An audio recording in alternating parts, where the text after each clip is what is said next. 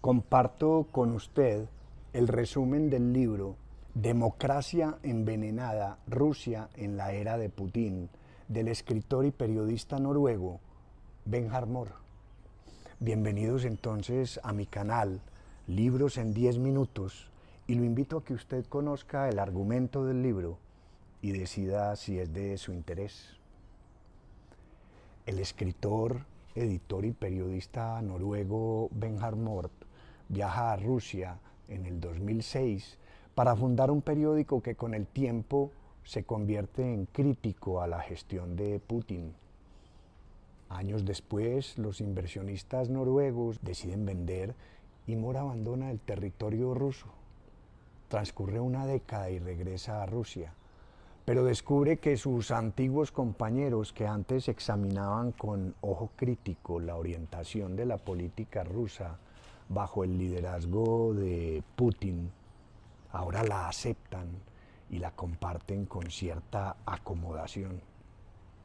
Para ese año, en el 2016, comienza una serie de entrevistas con sus excompañeros de trabajo, investigando el porqué de esa aceptación al líder ruso Vladimir Putin, convirtiendo la pregunta en el eje central del contenido de este libro. La primera entrevista comienza con el oscuro relato del momento de la Rusia de Gorbachov, cuando trata de modernizar su economía rezagada con la perestroika y liberar el sistema político hacia una democratización con la glasnost. Rusia comienza a perder sus antiguos países de la Europa central y oriental y cae el muro de Berlín. La Unión Soviética desaparece en 1991. Este periodo confuso y tenebroso del país es, en opinión de los interrogados, el antecedente que reafirma que Rusia siempre ha estado mejor cuando la han dirigido con mano dura mandamanes como Putin, Stalin, Pedro el Grande, Catalina la Grande e Iván el Terrible. La historia reciente de la Rusia moderna comienza en la década de los 90, mostrándonos el país que perdió Gorbachov, quien, reemplazado por Boris Yeltsin, un candidato independiente que gana la presidencia, intenta llevarlo hacia una economía de libre mercado. Con su programa de privatización del Estado, cae en manos de un pequeño grupo de oligarcas que llevan a Rusia hacia una feroz corrupción, generando una crisis sin precedentes que, junto con su alcoholismo e ineptitud presidencial, dimite el 31 de diciembre de 1999, dejando el manejo del país en manos de Vladimir Putin, quien había logrado hacer una meteórica carrera política en esa misma década.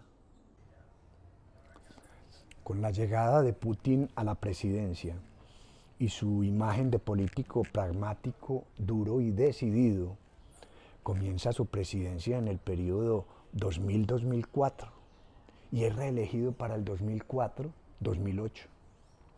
En los 6 primeros años de su gestión, Moscú parecía El Dorado.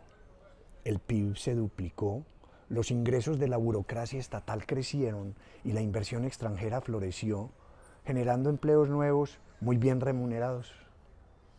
El estándar de vida se parecía al de los países occidentales y la clase media rusa surgía como nunca antes se había visto en la historia de Rusia.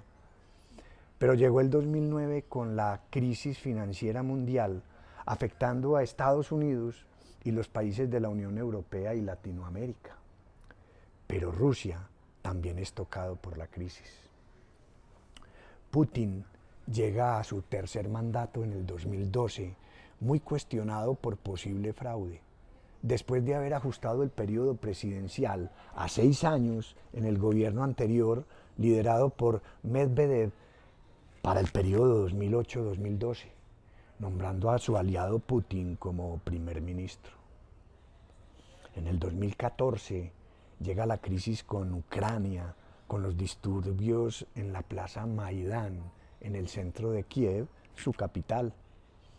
Un conflicto entre aquellos que querían un acuerdo de asociación con la Unión Europea y los leales a Rusia, generando la ocupación de la península de Crimea, acompañada del resultado de un referéndum con voto a favor del sí para anexar el país al que históricamente había pertenecido hasta su independencia en el controvertido año de 1991.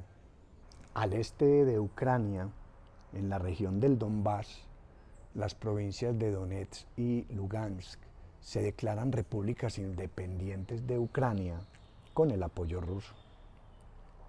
Rusia apenas formaliza su independencia en febrero de 2022, como lo vimos recientemente.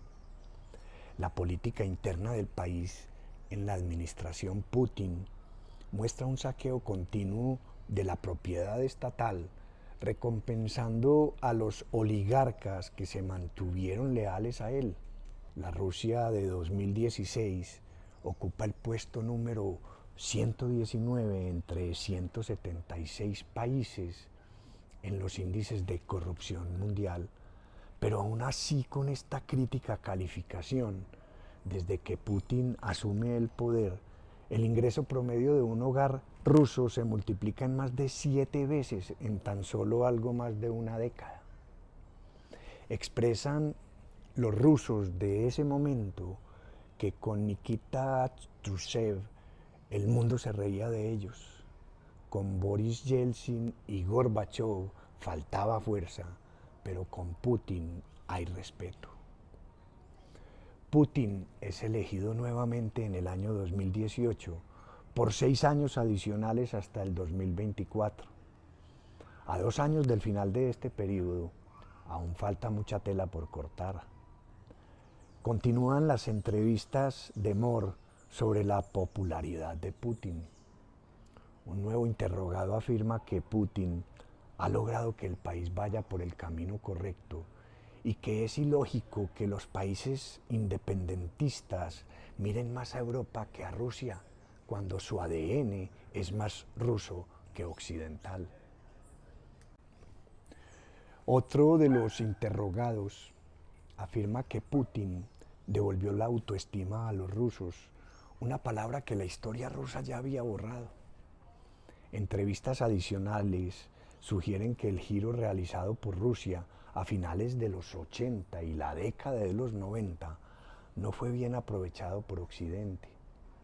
En vez de construir vínculos fuertes y duraderos con Rusia, la OTAN se movió hacia el oriente sin escuchar la opinión de los rusos, fortaleciendo sus propios intereses.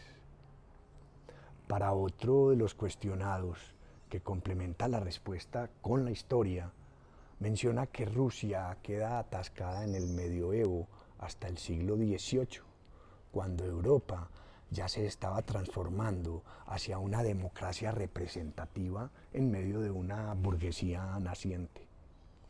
A la muerte de Pedro el Grande, el prominente zar de la dinastía Románov deja las bases para la transformación del país con un modelo de corte europeo, pero Rusia escoge otro camino y entra al siglo XX con la Revolución de Octubre de 1917, bajo la estela de un comunismo rampante, cobijado por el miedo durante 74 años adicionales hasta 1991, cuando cae la Unión Soviética.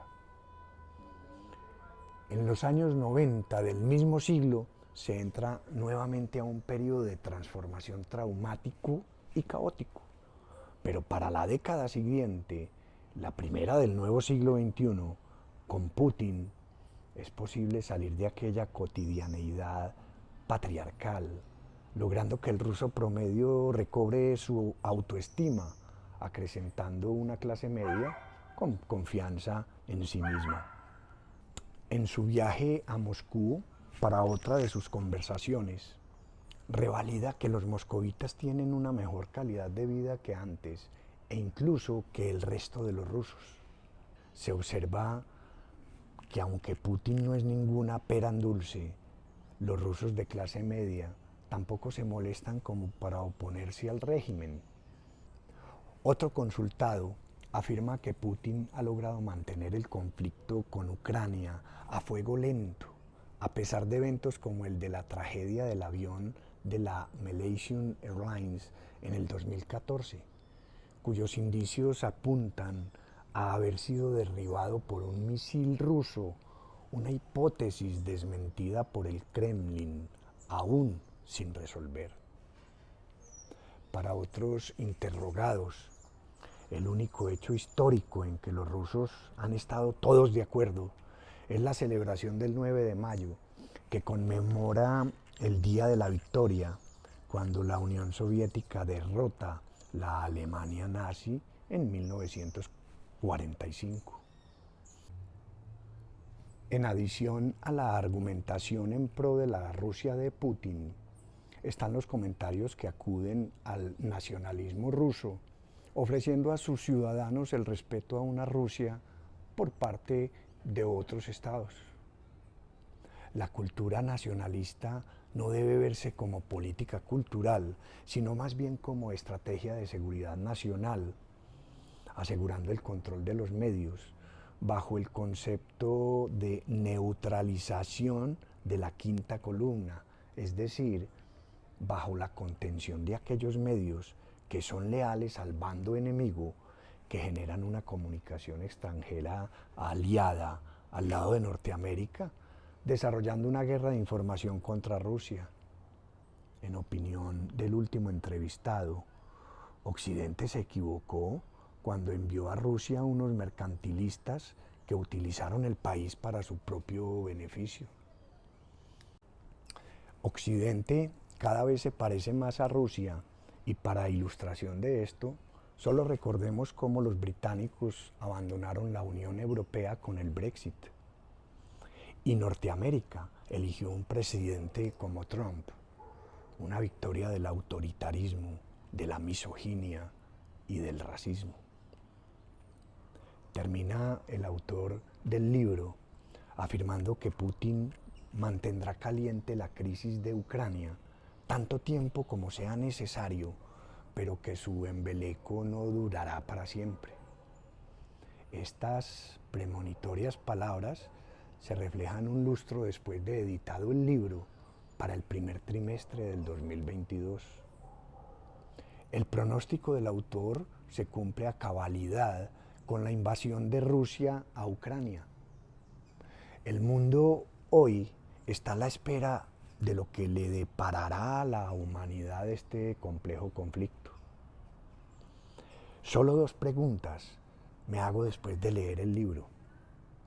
Si para el 2017, fecha de edición del libro, los rusos aceptaban a Putin como su líder, para el 2022, con la invasión rusa a Ucrania, calificada como crimen contra la humanidad, ¿qué pensará hoy día la sociedad rusa de su actual líder Putin? Y por último, una pregunta inspirada en la historia, en particular en el discurso que Cicerón realizó ante el Senado romano, cuando acusó a Catilina de conspiración en el intento de tomar Roma por la vía militar.